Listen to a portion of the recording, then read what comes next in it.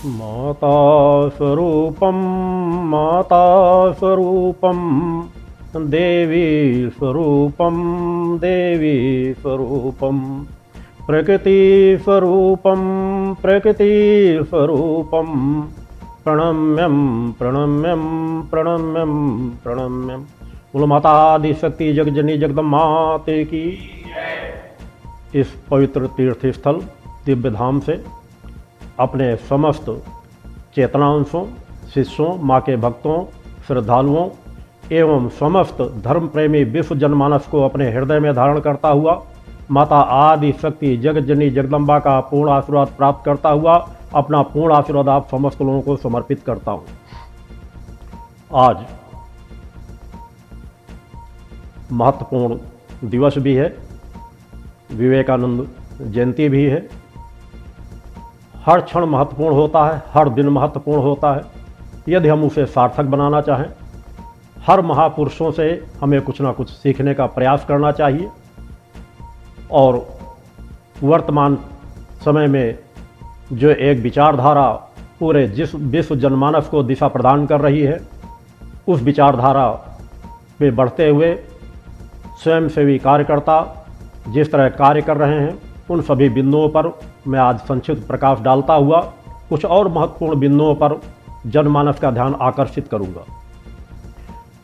यह यात्रा जो पिछले अगर ये कह दूँ 50 वर्षों से चल रही है मेरे साधनात्मक जीवन की, और इस दिव्य धाम शक्ति धाम की 28 वर्षों से चल रही है यात्रा, एक समाज में नवीन परिवर्तन डालती चली जा रही है। कहने की आवश्यकता नहीं, मैंने समाज में जिस लकीर को खींचा है उस लकीर को ना मिटाने की किसी की क्षमता है और ना वैसी लकीर खींच पाने की किसी की क्षमता है। आज यदि यह आवश्यकता ही न होती तो मेरे आने की समाज में आवश्यकता भी न पड़ती। एक ऐसी यात्रा जिस यात्रा को संपन्न करने की सामर्थ्य मैंने पूर्व में भी अनेकों बार कहा है, आज वर्तमान समय में समाज में किसी के पास भी नहीं है।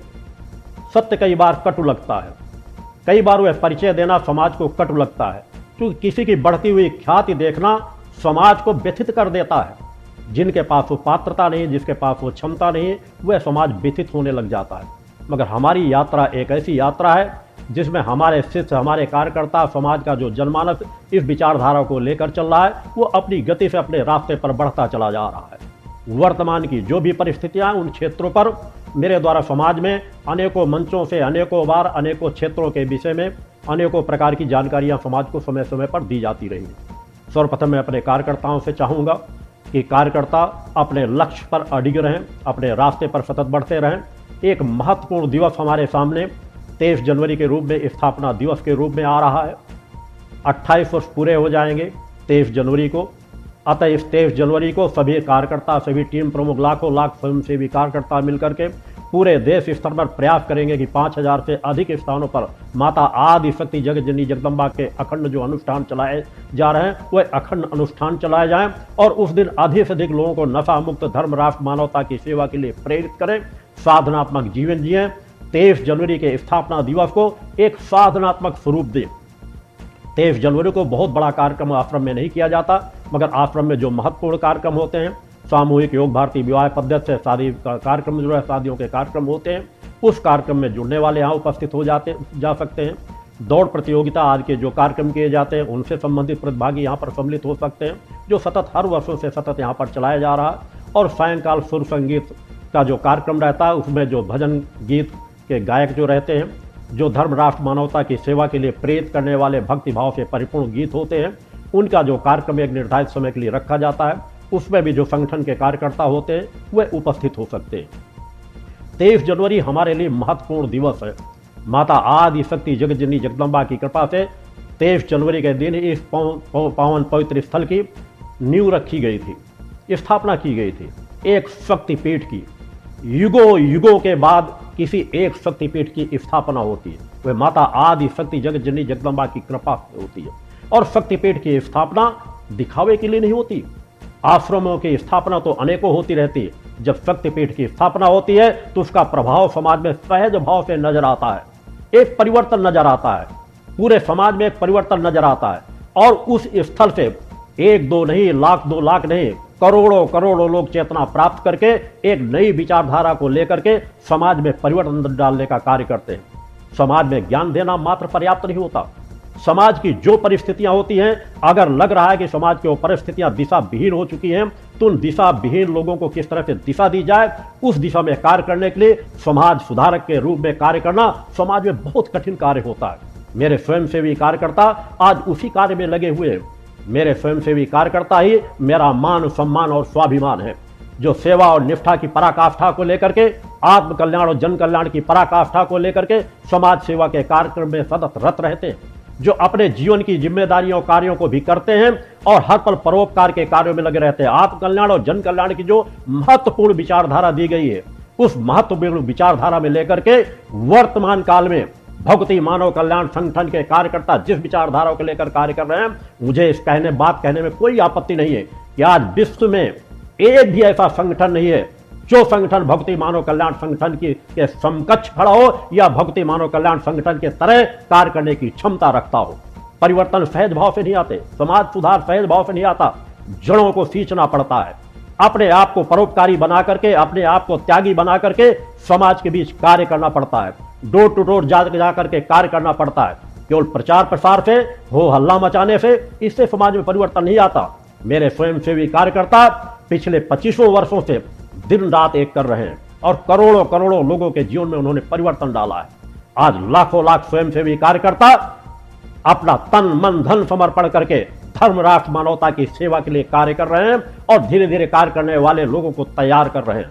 ये एक ऐसा प्रवाह है जो कम से कम समय में, इतने कम समय पे माता आदि शक्ति जगत जननी जगदम्बा की कृपा से ही चल रहा है। मेरे नित्य के एकांत की साधनाएं जो पिछले, अगर मैं कह दूं, अगर 4-5 साल अपने जीवन के निकाल दूं, सौभाग्य से मुझे ऐसा परिवार मिला जो एक धर्मनिष्ठ ब्राह्मण परिवार मिला, जहां बचपन से ही माता पिता पूजा पाठ पूरा परिवार साधनात्मक जीवन जीने वाला था। उस परिवार में रहकर के बचपन से ही आध्यात्मिक जीवन जीने की यात्रा प्राप्त हुई। मात्र 9 वर्ष की उम्र की अवस्था से मैंने साधनात्मक क्रमों को अपनाना प्रारंभ कर दिया था और महत्वपूर्ण साधनाओं का क्रम पढ़ते पढ़ते शिक्षा भी प्राप्त करता था और अपनी नित्य की साधनाएं भी पूर्ण करता था। अपनी अखंड साधनाओं को करते हुए मैंने एक निर्धारित अवस्था को प्राप्त करके, मैं चाहता तो बचपन से मुझे ज्ञान था मैं कौन हूं, मैंने अज्ञानता का एक दिन का भी जीवन नहीं जिया, मगर मैं अपने लक्ष्य पर सतत लग करके कार्य किया। मैंने अपने आप को कभी प्रचार प्रसार के रास्ते में डालने का प्रयास नहीं किया। कई बार समाज के लोग इस बात को लेकर के भटकने लग जाते हैं कि शायद योगीराज सतपुरुष जी महाराज द्वारा अपने प्रचार के लिए शायद कुछ बातें कही जाती होंगी।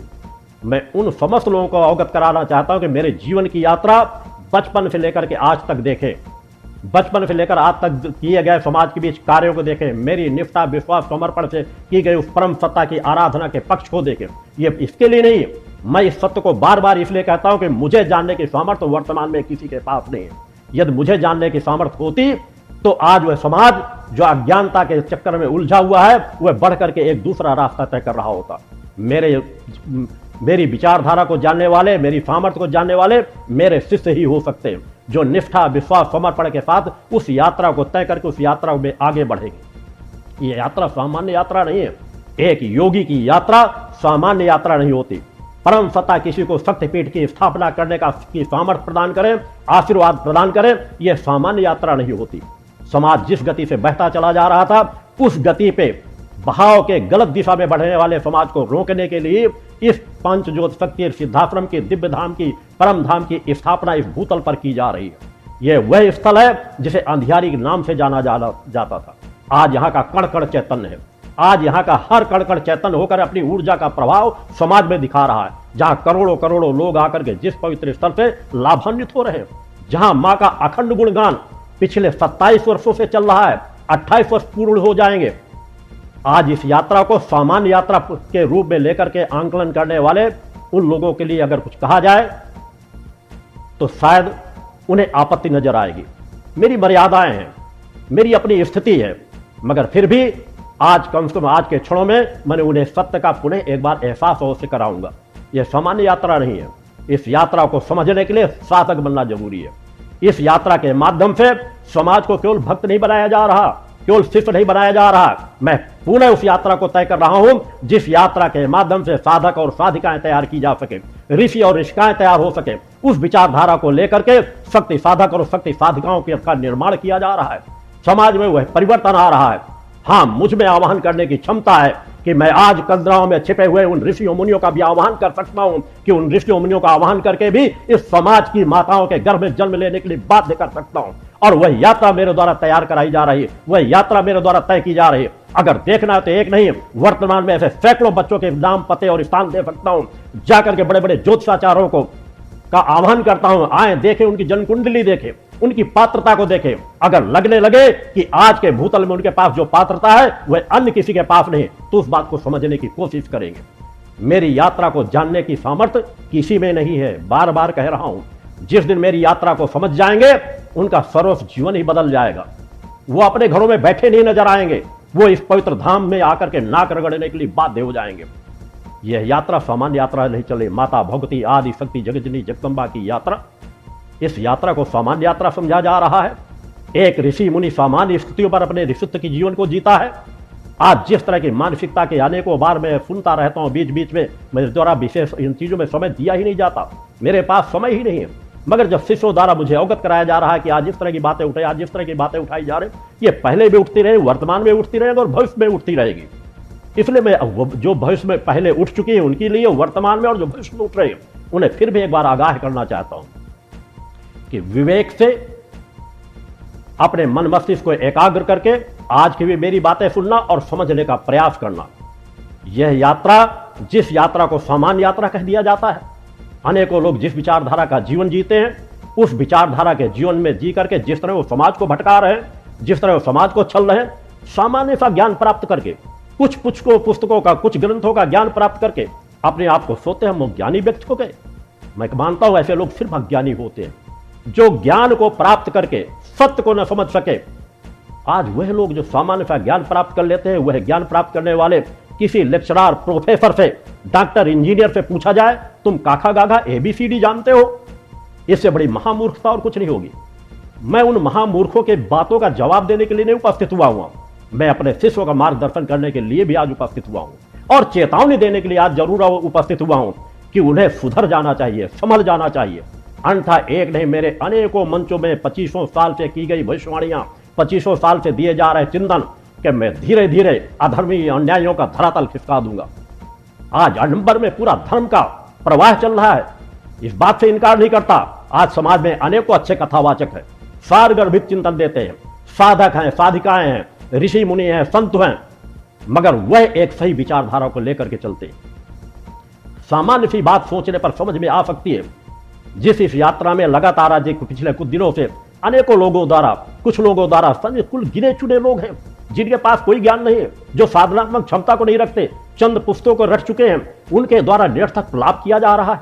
और ऐसी बातों को लेकर अगर वह विवेकवान होते, समाज सहज भाव से समझ सकता है कि जो पत्रिका 15 सालों से इस तरह के प्रचार, गंदे प्रचार, एक पत्रिका को प्रकाशित करके गंदे प्रचार किए जा रहे हैं, किस चीज के लिए किए जा रहे हैं। अगर कोई विवेकवान व्यक्ति होता, पढ़ा लिखा व्यक्ति होता, जरा सा सामर्थ्यवान व्यक्ति होता, धर्म का ज्ञान रखने वाला व्यक्ति होता, तो उस पुस्तक को हाथ में देखते ही वह समझ जाता कि पुस्तक पूरी असत्य पर आधारित है, किसी को बदनाम करने के लिए प्रकाशित की गई, कहने की आवश्यकता न पड़ती। और वो विवेकहीन व्यक्ति जो आज इस तरह की आवाजें उठा रहे, उन्हें खुद समझना चाहिए। जो इतने समय पहले से पत्रिका प्रकाशित है, जिसके लिए अनेकों लोग प्रलाप पहले भी कर चुके हैं, तो क्या आज वह मीडिया बात आवाज न उठा रहा होता? समाज के धर्मगुरु, अच्छे धर्मगुरु आवाज न उठा रहे होते? मेरा मानना है कि अगर इस पत्रिका को कोई भी अच्छे महागुरु के पास, धर्मगुरु के पास, साधकों के पास, योगियों के पास जाएगी, तो वह उस पत्रिका को प्रकाशित करने वाले, उस पत्रिका को प्रकाशित करने का प्रयास करने वाले, प्रचार करने वालों की भर्त्सना करेंगे, कभी उसका समर्थन नहीं करेंगे। क्योंकि सामान्य से स्थिति को, सत्य को देखा जा सकता है और मुझे किसी से सम्मान की आवश्यकता नहीं, न मैं अपने अपमान करने वालों की कोई परवाह करता हूं। मैं उस परम सत्ता की परवाह करता हूं जिस जगत जननी जगदम्बा की मैं आराधना करता हूं और उस सत्य पथ को लेकर के जीवन की यात्रा तय कर रहा हूं। एक ऐसी पत्रिका जिस पत्रिका में असत्य ही प्रचारित किया गया है, जो पत्रिका के विषय में अनेकों बार मेरे द्वारा मंचों से बताया जा चुका है। आज कुछ ऐसे लोग जिनका स्वभाव ही होता है गंदगी की ओर बढ़ना, सुबह खोले जाते हैं बाड़े से, वो गंदगी की ओर ही दौड़ेंगे, उनका स्वभाव ही है, जो सुअर की औलादे होते हैं। आज ये शब्द कहने में मुझे आपत्ति नहीं हो रही। सुअर का सहज स्वभाव होता है, वो गंदगी की ओर दौड़ेगा, सत्य की ओर नहीं दौड़ेगा। बाड़े से सुबह खोला ही गया, वो गंदगी की ओर जाएगा, गंदगी ही खाएगा, गंदगी ही उगलेगा, इसके अलावा उसके जीवन का और कोई रास्ता नहीं रहता। उस तरह के लोग जो सत्य को समझना ही नहीं चाहते, वो सत्य को क्या समझ सकेंगे? जो स्वयं सुअर का सा जीवन जीते हो, अज्ञानता का जीवन जीते हो, जो अपने आप को ज्ञानी कहते हो और इस तरह का प्रलाप करते रहे हो, इस तरह का प्रलाप कर रहे हो, एक सत्य को जो न समझ सके। मेरे शिष्य जानते हैं, उस पत्रिका को अनेकों बार मैंने मंचों से उस चीज को कहा है, जो कीर्ति क्रांति नाम की एक पत्रिका केवल अपमानित करने के लिए उस अवस्था में छापी गई थी जहां मेरे जो सबसे प्रिय भाई थे, जो मेरे लिए आदर्श थे, समाज में एक ऐसा जीवन जीते थे जो दूसरों के लिए उदाहरण थे, आध्यात्मिक जीवन जीते थे, भक्ति मानव कल्याण संगठन के सक्रिय कार्यकर्ता थे, समाज सेवक थे, महत्वपूर्ण शासकीय पद पर कार्य करने वाले थे, उनकी हत्या की गई कुछ हत्यारों द्वारा, कुछ अपराधियों द्वारा मिल करके। मात्र एक छोटे से लाभ और प्रलोभन के लिए उनकी हत्या कर दी गई और हत्या करने वाले हत्यारों को आजीवन कारावास की सजा मिली। आजीवन कारावास की सजा मिलने के बाद उन्हें क्यों लगा कि शायद इस परिवार में अगर हम इन्हें अपमानित कर दें, जो इस परिवार को पूरी दिशा, परिवार को भी दे रहे हैं, समाज को दिशा दे रहे हैं, मिल करके उन्होंने अपमानित करने के लिए एक ऐसी पत्रिका का प्रकाशन किया जो असत्य पर आधारित है और जिसके लिए मेरे द्वारा अनेकों बार कहा गया है कि उस समय भी मेरे द्वारा कहा गया था, आज पुनः एक बार कह रहा हूं, पूरे विश्व को चुनौती देता हूं।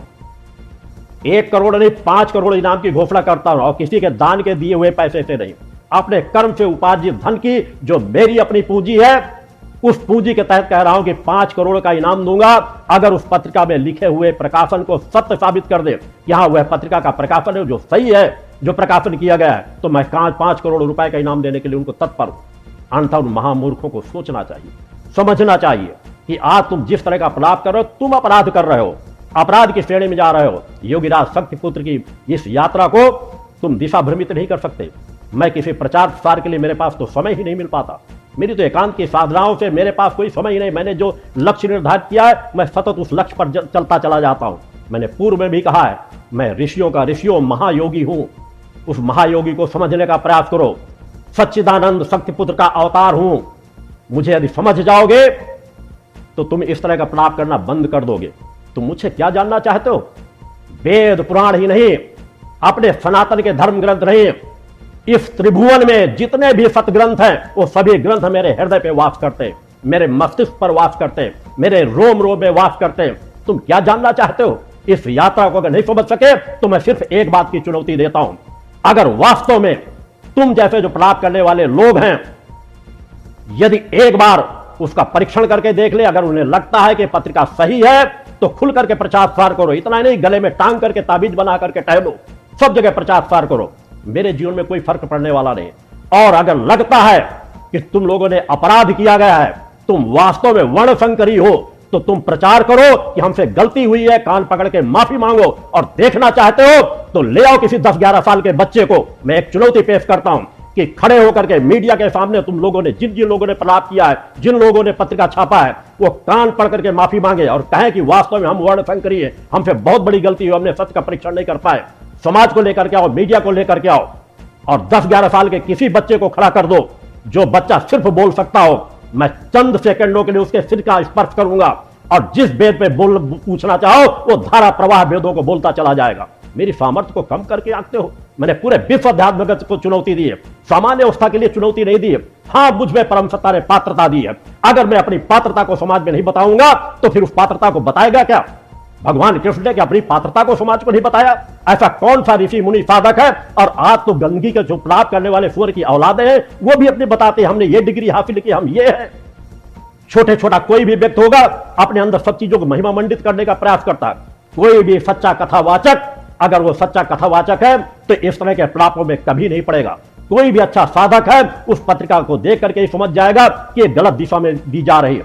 मेरे जो धर्म राष्ट्र मानवता की जो एक त्रिवेणी यहां से बहाई जा रही है, जिसके लिए स्वयंसेवी कार्यकर्ता, लाखों लाख स्वयंसेवी कार्यकर्ता दिन रात 30-30, 25-25 साल से वृद्ध माताएं बहनें सतत कार्य कर रही, छोटे छोटे बच्चे बेटे बेटियां कार्य कर रहे हैं। क्या वह मूर्ख है? क्या वह मूर्खता का जीवन जी रहे हैं? क्या उन्हें ज्ञात नहीं मेरा जन्म कहां पर हुआ, मेरी यात्राएं कहां से हुई?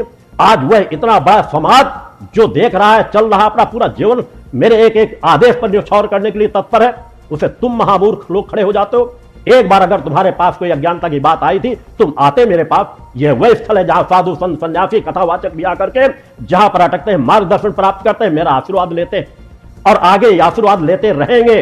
और आज भी पुनः इस मंच से कहता हूं कि कोई भी ऋषि मुनि साधक जीवन में कहीं पर भी विराम आ रहा हो, उसे यदि आध्यात्मिक क्षेत्र की जानकारी प्राप्त करना हो, आत्मज्ञान की जानकारी प्राप्त करना हो, कुंडली चेतना की जानकारी प्राप्त करना हो, किसी भी देवी देवताओं की साधना में कहीं भी अवरोध आ रहा हो, वो आकर के श्रद्धा विश्वास से उपस्थित होकर के मेरा मार्गदर्शन प्राप्त कर सकते हैं। इस चीज की बात करते हो। अगर मैंने राधा, माता राधा के विषय में अगर कोई चीज टिप्पणी की है तो किस विषय पर टिप्पणी की है? तुम जितना माता राधा का सम्मान नहीं करते, उससे हजारों गुना ज्यादा मेरे द्वारा सम्मान किया जाता है। क्योंकि मैं जानता हूं मेरी माता भगवती आदि शक्ति जगत जननी जगदम्बा जो निखिल ब्रह्मांड की मालिक है, अनंत लोगों की मालिक है, जिससे सब कुछ संचालित हो रहा है, उनकी अंशा अवतार मैंने कहा है। और जो भी अंशा अवतार है वो सभी मेरे हृदय में वास करती है। नित्य प्रति हम उसका ध्यान करते हैं, आरती में ले ले, वंदना में ले ले, सभी मगर जानते हुए कि वह अंशा अवतार है।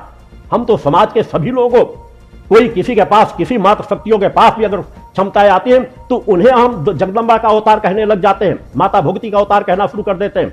फिर यह तो महत्वपूर्ण शक्तियां हैं जो अवतरित हुई है, इसे कोई इनकार नहीं कर सकता। माता भगवती राधा के रूप में, जो अवतार के रूप में उनकी अंशा अवतार है, एक बार नहीं अनेकों बार मैंने पहले कहा है और आज भी कह रहा हूं, इस धरती पर जितने भी अवतार हुए हैं वो सभी मां के गर्भों से हुए हैं, आगे भी मां के गर्भों से होंगे। जितने भी अवतारों की बात की जा रही है उतने सभी जो अवतार हैं, कोई भी आकाश से नहीं गिरा। अगर कोई आकाश से गिरा हो तो मुझे बता देना। माता आदि शक्ति जगत जननी जगदम्बा की अंशा अवतार माता सीता अगर पृथ्वी के गर्भ से उपस्थित हुई है तो भी ऋषियों मुनियों के खून से ही उनकी उत्पत्ति हुई है। वह भी एक जगदम्बा का अवतार थी। हम सभी को जगदम्बा कह देते हैं। अनेकों ग्रंथों में भी, इस बात के ग्रंथों में जितने भी धर्म गुरुओं ने लिखा, कई बार जगदम्बा के रूप में, तो जगदम्बा के रूप में लिखने का तात्पर्य है उस सत्य को समझने का प्रयास करो। ये सभी शक्तियां अंशा अवतार है। माता सीता का चित्र क्या आप लोगों ने देखा नहीं है? एक ऐसा उदाहरण पेश किया है जो नारी समाज के लिए हर पल सम्मान गौरव का प्रतीक रही है और युगों युगों तक, जब तक सृष्टि चली गई, गौरव का प्रतीक बनी रहेंगी। वह भी गौरी पूजन करती थी, देवी की आराधना थी। हर विषम परिस्थितियों पर उन्होंने माता भगवती के गौरी स्वरूप का स्मरण किया है, चिंतन किया, आशीर्वाद प्राप्त किया है। जितने भी अंशा अवतार होते हैं उनके पास अलौकिक दिव्य शक्तियां होती है। वो समाज के कल्याण के लिए जब जहां चाहे वैसी दिव्य शक्तियों का उपयोग कर सकती है, मगर वह अंशा अवतार होती है। कोई भी अंशा अवतार पूर्ण अवतार के रूप में नहीं आती है, न भविष्य में कभी आएंगी। जितने भी आएंगे, आगे भी 10वें अवतार की जिसकी समाज जिसका इंतजार कर रहा है, सनातन धर्म जिसका इंतजार कर रहा है, वह भी उसके लिए वर्णित है। किस परिवार में कहां पर जाकर के जन्म लेंगे, किस परिवार में जन्म लेंगे। कहीं नहीं कहा गया कि आकाश से कोई प्रकट हो जाएगा, आकाश से कोई उपस्थित हो जाएगा। तुम जैसे कोई महामूर्ख अगर गिरे हो आकाश से तो उसकी जानकारी समाज को देना। कार्य समाज में नजर आते हैं, जो कर्म किया जाता है वो समाज में नजर आते हैं। ये भक्ति मानव कल्याण संगठन की यात्रा सामान्य यात्रा नजर आ रही। मैंने तो सभी का मार्गदर्शन किया। मेरी अब तक की गई भविष्यवाणियां, मेरे द्वारा किए गए समाज के बीच कार्य, मेरे अरे तुम जैसे लोग तो पैदा भी नहीं हुए होंगे जब मेरे महाशक्ति यज्ञ प्रारंभ हो गए थे। मेरी एकांत की साधना पिछले 45 वर्षों से 2.5 से 3 घंटे नींद लेता हूं। नित्य की एकांत की साधना। जब तुम कह रहे हो फर्नीचर की दुकान थी, अनेकों लोग बीच बीच में प्रलाप करते रहते। अरे मेरे द्वारा मेरा हर शिष्य जानता है कि हाँ, मैं ग्रामीण कृषि परिवार में मैंने जन्म लिया है। अपने पिता के साथ कृषि कार्य भी करता था और कृषि कार्य में भी पूरी तरह से दक्ष हूं और अपने जीवन के उपार्जित धन के माध्यम से अपनी नित्य की साधनाएं करता था। एक एक नहीं, 2-2 फर्नीचर की दुकानें थी और अपने आय से ही अपनी साधनाओं को संपन्न करता था। तब तक मेरी महत्वपूर्ण सभी साधनाएं संपन्न हो चुकी थी। किस तरह के महामूर्खों द्वारा कुछ बातें बीच में सुनने की मिलती हैं कि काश वो ऐसा करते हैं, ऐसे मार्ग का चयन कर लिया जिसमें कुछ लगना नहीं। अरे ऐसी सोच निकृष्ट लोगों की होगी। यह मार्ग साधनात्मक मार्ग, गुरुपथ का मार्ग, समाज का मार्गदर्शन करने का मार्ग, आदर्श बनना पड़ता है, उदाहरण पेश करना पड़ता है कि जिसमें शिष्य भी चल ना पाए, शिष्य अगर चल जाए तो मुक्ति के पथ पर चला जाए। यह सामान्य पथ होता है। सभी मार्गों से, बिजनेस, व्यवसाय, नौकरी, सभी मार्गों से कठिन मार्ग होता है साधना का मार्ग, तप का मार्ग। और मैंने उस तप का मार्ग उन व्यवसायों को करते हुए पूर्ण किया है और जो समाज के लिए आया हूं तो मैंने अपना रोम रोम जन कल्याण के लिए समर्पित किया है। दान के दिए हुए पैसे से, महामूर्खों, तुम जैसा दान के दिए हुए पैसे से अपना जीविकोपार्जन नहीं करता।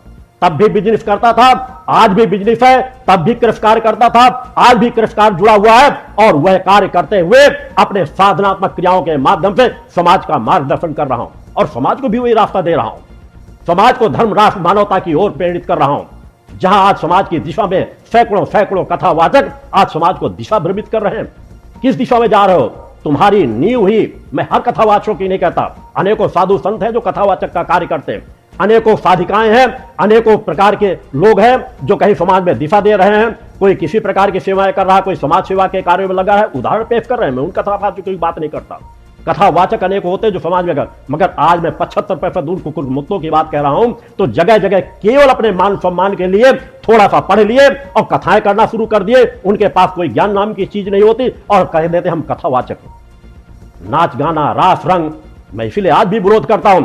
यह माता राधा का अपमान है, जिसे तुम राधा रानी कहते रहे। तो राधा रानी के जीवन को कितना बताए हो? मेरे द्वारा एक बार नहीं अनेकों बार कहा गया है कि अपमानित किया जाता है राधा रानी को। माता सीता का स्वरूप जहां पर रिफसित होता है, मां के प्रभु श्री राम के भक्त माता सीता के भक्तों ने एक उदाहरण पेश किया है। माता सीता का माता राम के चरित्र को तुलसीदास जी को ले लिया जाए, वाल्मीकि जी को ले लिया जाए, उन्होंने वह सत्य उभार करके रखा है। माता राधा रानी के लिए आप लोगों ने क्या सत्य उभार कर रखा? क्योंकि आप लोगों की मानसिकता व्यवसायिक बन गई। राधे राधे जपो और दूसरों का माल हजम करते चले जाओ। राधे रानी के लिए आपने किया ही क्या है? मैं वही कह रहा हूं, अगर राधा रानी का सच्चा भक्त हो तो उसे कम से कम समाज में यह सत्य जानकारी देना चाहिए कि राधा रानी ने कितना जीवन समाज कृष्ण के साथ व्यतीत किया है, कितना जीवन रास रंग के वातावरण में। जिस रास की तुम बात कहते हो उस रास का ज्ञान तुमसे अधिक मुझे है, मगर समाज के युवाओं के सामने तुम क्या पेश कर रहे हो? किस तरह की तस्वीरें लगाई जा रही हैं, बाल बालाओं को लिवा करके डांस कराया जा रहा है, भगवान कृष्ण के महान व्यक्तित्व को जीरो में किया जा रहा है। कहा क्या जाता है, हमारी राधा जी के इच्छा के बिना कान्हा तो 1 इंच भी इधर उधर पैर नहीं रख सकता।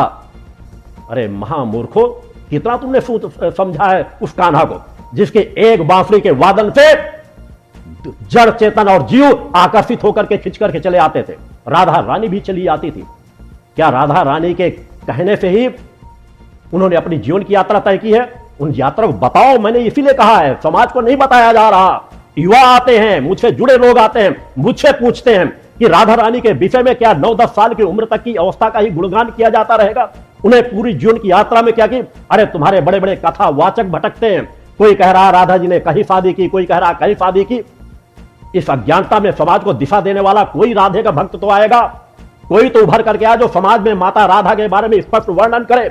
ये महान शक्तियां हैं, इन महान शक्तियों को सामान्य क्रम में लेकर के तो अपनी कथाएं कहने और जीविकोपार्जन सामान्य का जीवन जी करके उनका उपयोग न करो। उन शक्तियों को उदाहरण दो जिसे समाज उन आदर्शों का पर चल सके, बता सको कि माता आदि शक्ति जगत जननी राधा रानी किस लिए जन्म लिया था, उन्होंने क्या कार्य किया, समाज को क्या उपदेश दिया, क्या मार्गदर्शन दिया। हमारे जितने देव पुरुष आए हैं, जितनी देव शक्तियां आई हैं, उन्होंने समाज को एक दिशा दी है, एक मार्ग दिया है, एक उपदेश दिया है, किस तरह का जीवन जीना है, किस तरह का जीवन नहीं जीना। उनके जीवन की पूरी यात्रा गुजरी है। केवल काल्पनिक कथाएं एक के बाद यदि मैं उन काल्पनिक कथाओं का भंडाफोड़ करना शुरू कर दूंगा तो तुम्हारी जड़ें हिल जाएंगी कथावाचकों की। जहां कहीं पर भी कोई आधार नहीं मिलेगा तुम मुझसे पूछते हो।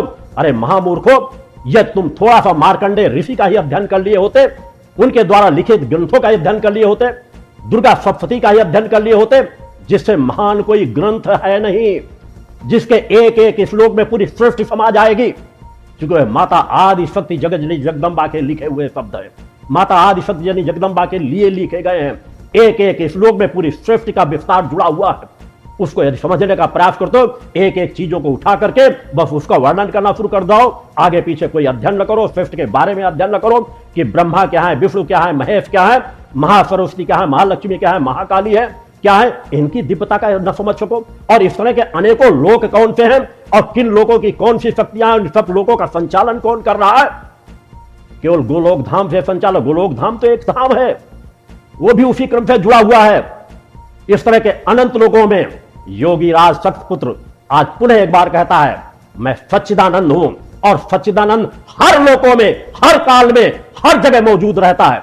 तुम एक लोक की बात कहते हो, और इसीलिए मैंने चुनौती दिया है कि अगर किसी के अंदर पात्रता है आज वर्तमान में तो मैं स्वागत करूंगा। किसी के पास ध्यान में जाने की, कथाएं सुन करके, थोड़ी चीजों को सीख करके काल्पनिक चीजों में अपने आप को समाहित कर देते हो। किसी के पास ध्यान में बैठने की सामर्थ्य है, किसी के पास अपना ध्यान लगाने की सामर्थ्य है, किसी के पास वाक शक्ति है, किसी के पास साधनात्मक ऐसी क्षमता है जिस क्षमता के माध्यम से वो कह सके कि मैं जो भी अव्यवस्थित कोई चीज है, किसी कार्य को कर सकता हूं अपनी वाक शक्ति के बल पर। किसी असाध्य से असाध्य रोगी को मैं ठीक कर सकता हूं अपने चेतना तरंगों के बल पर। नहीं कर सकते तो वह करने की सामर्थ्य परम सत्ता ने मुझे दी है और उसका प्रमाण मैंने समाज को दिया है। मैं समाज में अपने आप को प्रचारित करने के लिए अगर कार्य कर रहा होता तो मेरी दिशाएं कुछ दूसरी होती।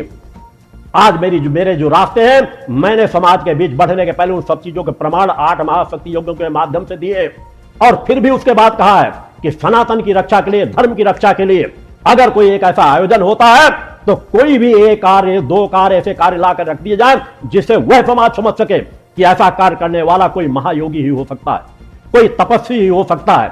ये सामान्य तप की यात्राएं अगर आप लोगों को समझ में नहीं आ रही तो आप लोगों का दुर्भाग्य है। यदि आप उस विचारधारा को नहीं समझ पा रहे, उस बात को नहीं जान पा रहे तो यह आपकी कमजोरी होगी, मेरी कमजोरी नहीं। मैं आज भी कहता हूं अच्छे कथावाचक भी हैं, सारगर्भित चिंतन देने वाले हैं।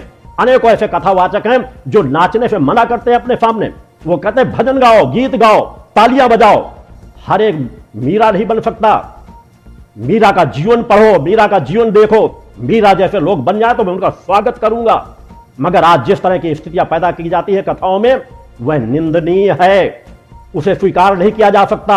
अगर कथावाचक केवल अपने आय का स्रोत बनाने के लिए और कुछ ऐसे लोग जो चंद लोग समाज को दिशा भ्रमित कर रहे हैं, ऐसे लोगों को दिशा देना ही पड़ेगा, आवाज उठाना ही पड़ेगा। कौन आवाज उठाएगा ऐसी चीजों के विषय में? कहीं ना कहीं तो आवाज उठाना ही पड़ेगा। केवल इस डर से कि लोग अपशब्द कहना शुरू कर देंगे, केवल इस डर से कि अगर सही बात उठाई जाएगी तो इस सनातन को खोखला नहीं होने दिया जा सकता। सत्य है, अनेकों मंचों से कहूंगा। आप लोग कहते हो कि शंकराचार्यों से आप बढ़कर के हो गए। मेरे द्वारा कहा जाता मैं योगियों का योगी, महायोगी हूं। सनातन धर्म के लिए सभी शंकराचार्यों का सम्मान करता हूं। मगर इस शंकराचार्य भी अपनी दिशा से भटकेंगे तो एक बार नहीं 1000 बार टोकूंगा, 1000 बार आवाज उठाऊंगा। मैं स्वतंत्र रूप से मानवता के कार्य के लिए आया हूं। मैं किसी का गुलाम नहीं हूं, किसी के अधीन नहीं हूं। मैं अधीन हूं उस परम सत्ता के, अपने मूल स्वरूप के, जहां से मार्गदर्शन प्राप्त करता हूं, जिनकी कृपा से मेरी जीवन की यात्रा चल रही है। मेरी जीवन की यात्रा अव्यवस्थित यात्रा नहीं है, एक व्यवस्थित क्रम से यात्रा चल रही है। अगर कोई एक शंकराचार्य कह देंगे कि उद्धव ठाकरे को हम मुख्यमंत्री बना लेंगे तभी चैन आएगा, क्या हुआ? क्या इस तरह की बातों को स्वीकार कर लिया जाए? ठीक है, विमुक्तेश्वरानंद जी महाराज अच्छे शंकराचार्यों में से हैं, ज्ञानी है, माना जा सकता है।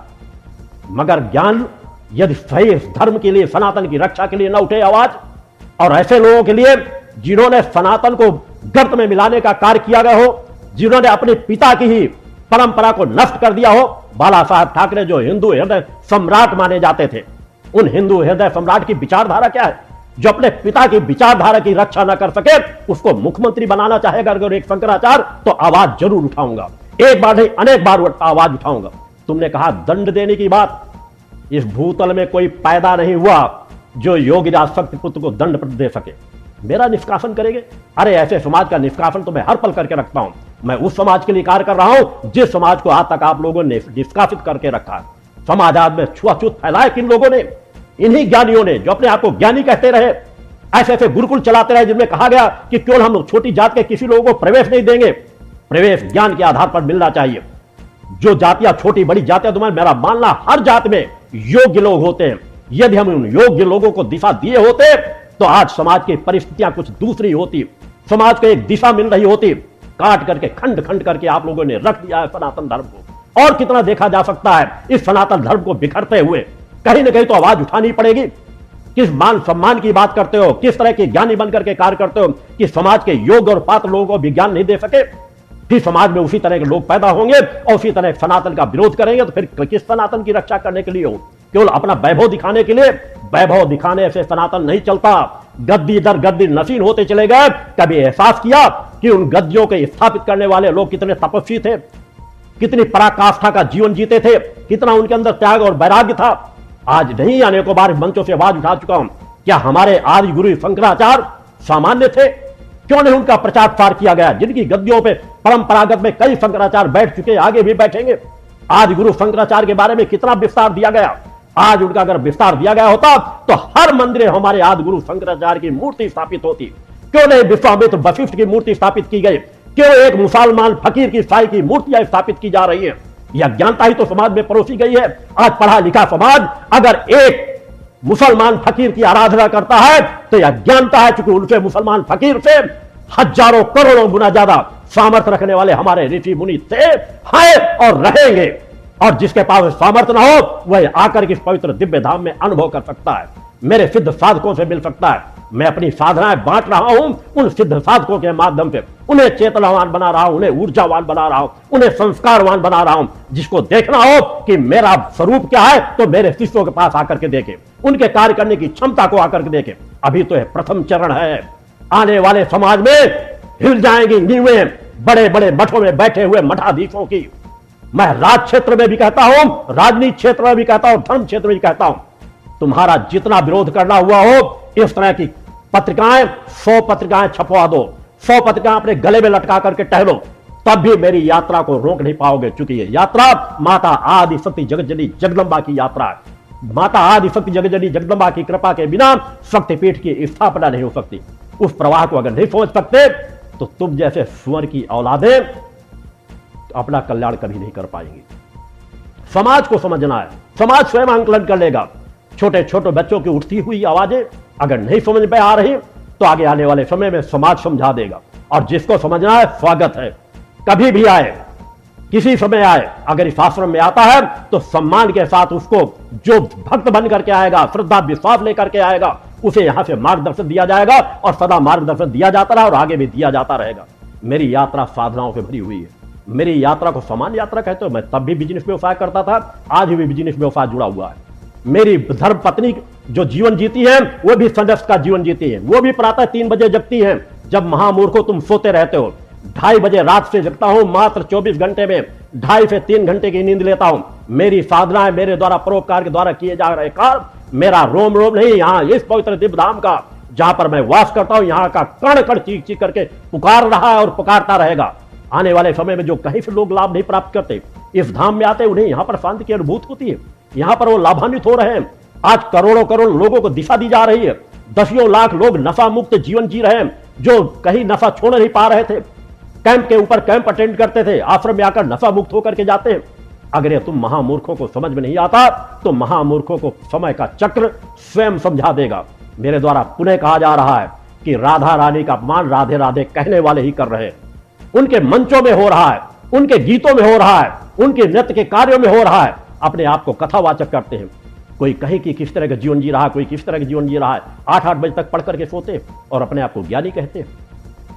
उन देवी देवता शक्तियों का अगर अपमान होगा तो मैं पूर्व के अनेकों मंचों की मेरी आवाज उठा करके देख लेना। उन हर जगह मेरे द्वारा आवाज उठाई गई है कि जो जिस तरह का वातावरण दिया जा रहा है, ये सनातन के रक्षक नहीं हो सकते। और सनातन की रक्षा केवल तुम जहां से कह रहे हो वहां से नहीं हो रही। हमारे भारत की भूमि पर अनेकों शक्तिपीठ हैं, अनेकों देवस्थान हैं, अनेकों ऋषि मुनि हैं, अनेकों साधक और साधिकाएं हैं जिन्होंने सनातन की रक्षा की है और सदैव सनातन की रक्षा करते रहेंगे। काल्पनिक चीजें बता बता करके, काल्पनिक चीजें दे देकर समाज को क्या देना चाहते हो? मैंने कहा है कि अगर तुम राधे के भक्त हो तो राधे की साधना बताओ, किस तरह साधना करना है। लोगों को नशा मुक्त कराओ, लोगों को चरित्रवान बनाओ, लोगों को साधनात्मक जीवन जीने के लिए प्रेरित करो। आज क्या कर पाए हो? जितनी यात्रा भक्ति मानव कल्याण संगठन ने तय कर ली है, मैं अगर कह दूं तुम सभी कथावाचक एक साथ इकट्ठे हो जाओ और समाज का आंकलन करने का हो, बाकी चीजें भुला दो। मेरे कार्यों का 28 सालों को देख लो और तुम 50 साल के सभी जितने भी कथावाचक है वो सब इकट्ठे हो जाएं और तुलना करके देख लो। जो धर्म राष्ट्र मानवता की सेवा के लिए कार्यकर्ताओं ने, मेरे कार्यकर्ताओं ने कार्य किया, मेरे शिष्यों ने कार्य किया है, जितना जीवन में उनके परिवर्तन आया है, जितना वो स्वयं के जन कल्याणकारी और परोपकारी जीवन जीते हैं, वैसा जीवन जीने वाले समाज को ला करके दिखा दो। अगर तुम लोगों में क्षमता होती तो हमारे मंदिर न तोड़े जाते, हम गुलामी का जीवन न जीते। आज भी तुम गुलामी का जीवन जीने के लिए ऐसा वातावरण बना रहे हो। बस 10वें अवतार आ जाए, कल्याण हो जाएगा, न मालूम कब से कहते चले गए। और एक योगी आदित्यनाथ ने आकर के वह उदाहरण पेश कर दिया कि हां, हम ऐसा वातावरण दे रहे हैं जहां भगवान को आने के लिए मजबूर होना पड़े, साधकों को कार्य करना पड़ता है। वह कार्य नजर आते हैं। कोई साधक प्रवृत्ति का कार्य होता तो उसकी कथनी करने में जो राज सत्ता की परवाह न करे, अपने धर्म सत्ता की परवाह न करे, अपने स्वयं की जीवन की परवाह न करे, वह कर सकता है सनातन की रक्षा, वह कर सकता है सनातन के लिए कुछ कार्य। और इसी तरह के साधक प्रवृत्ति के, मैंने कहा है, मेरी 11 दिव्य चेतनाएं उस परम धाम की इसी लक्ष्य में लगी हुई है। और यह विचारधारा जो यहां से संचालित की जा रही है, यहां आने वाले समय में ऋषि मुनियों का अवतरण होगा, अनेकों ऋषि मुनि तैयार होंगे, साधक साधिकाएं तैयार होंगी। इस प्रवाह को दुनिया की कोई ताकत नहीं रोक पाएगी। इस शक्तिपीठ की जिसकी स्थापना की जा रही है। भटक रहे हो, सत्य समझना नहीं चाहते, सत्य को जानना नहीं चाहते, सत्य को सुनना नहीं चाहते। अभी तो मैंने अपना बहुत संक्षिप्त सा परिचय दिया है। जिस दिन मैं अपना खुल करके परिचय देना प्रारंभ कर दूंगा, उस दिन तुम जैसे महामूर्खों के चड्डियां गीली हो जाएंगी। इतना याद रखना, मेरी यात्रा सामान्य यात्रा नहीं है। बचपन से यात्रा तय कर रहा हूं। आज से 30-40 साल पहले मैंने चुनौती रखी थी, वैसे कार्य करके समाज को दिखाए थे, युगों के सामने कार्य करके दिखाए थे, असंभव से असंभव कार्यों को समाज के बीच कार्य करके दिखाया, मगर एक प्रदर्शन का कारण नहीं।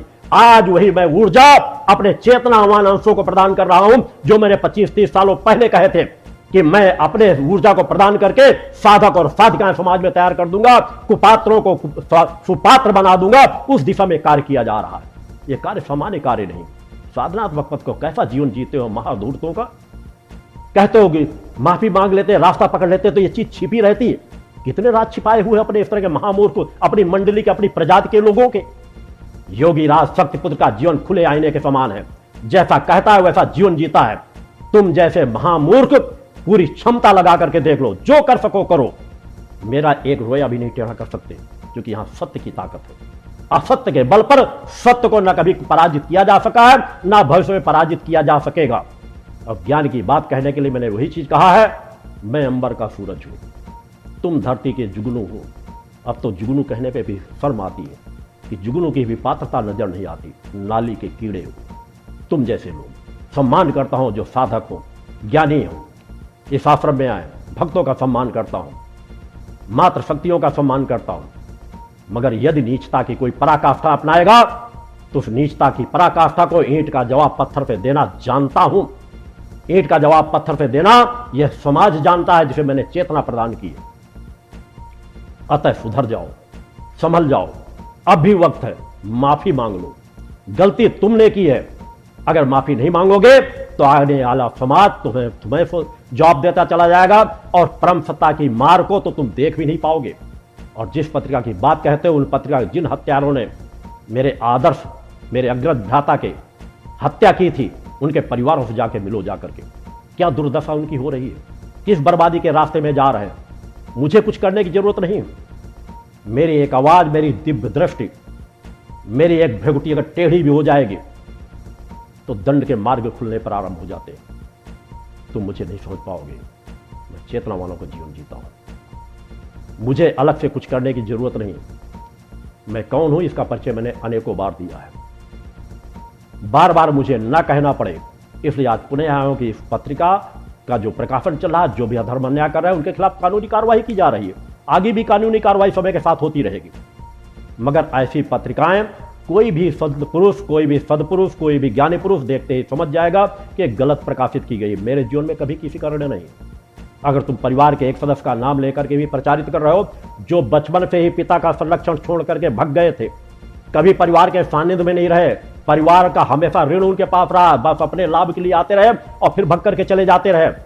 उन्हें मेरे द्वारा जितना सहयोग किया गया उतना किसी के द्वारा सहयोग नहीं किया गया होगा। अभी साल भर पहले भी आकर के, अनेकों बार आकर के आश्रम में रह करके गए हैं। मैं तो सभी का कल्याण चाहता हूं, चाहे परिवार के सदस्य हो, चाहे समाज के सदस्य हो। मगर जो सत्य की विचारधारा से नहीं चल सकता, वो मुझसे कोसों दूर चला जाता है। और जो पिता के संरक्षण में हमारा परिवार रहा है, वह सभी धर्मनिष्ठ है। परिवार, सभी समाज के लोग धर्मनिष्ठ है। परिवार, रिश्तेदार सभी जुड़ करके विचारधारा का जीवन जी रहे हैं।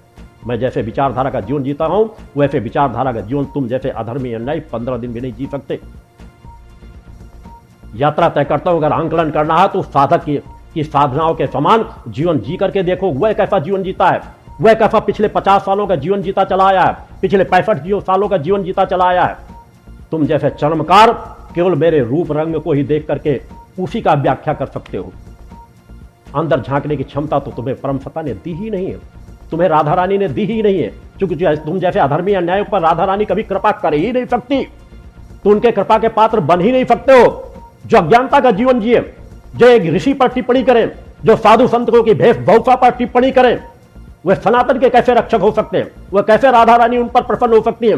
जो एक मां के भक्त का अपमान करे, उस विचारधारा का जीवन तुम स्वयं आंकलन करो। तुम कैसा जीवन जीते हो, कैसा जीवन तुम्हें जीना चाहिए।